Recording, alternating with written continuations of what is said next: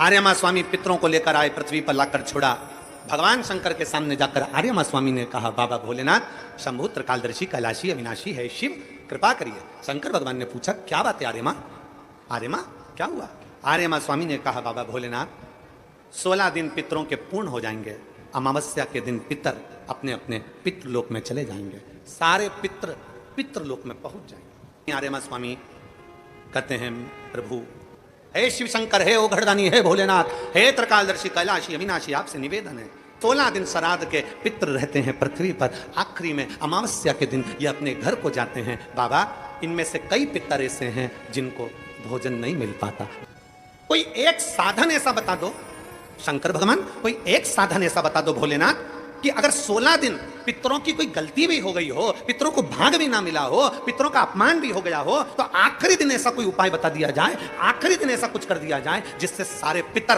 तृप्त होकर आशीर्वाद दें और उनके वंश को आगे बढ़ाने का, फलने फूलने का वर देकर पितर अपने घर को चले जाए। भगवान शंकर ने कह दिया, सुनो आर्यमा, जितने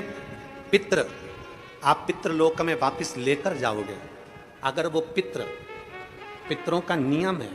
16 दिन श्राद्ध में खाते हैं, भोजन करते हैं, 16 दिन भोजन करते हैं।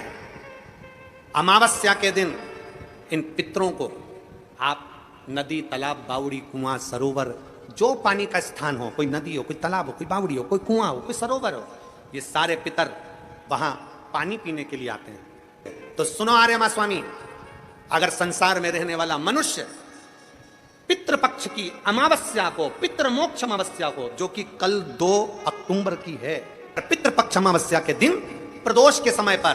प्रदोष का समय जानते हो ना, सूर्यास्त के समय जब होता है प्रदोष का समय, अगर घर का व्यक्ति एक घी का दीप लेकर उस जलाशय, नदी, तालाब, बावड़ी, कुआं, हेडपंप जो उसके पास में हो, जो जलाशय पास में हो, वहां पहुंचकर प्रदोष काल में दक्षिण की ओर दिया जो लगेगा उसमें बत्ती लंबी लगेगी, गोल बत्ती नहीं,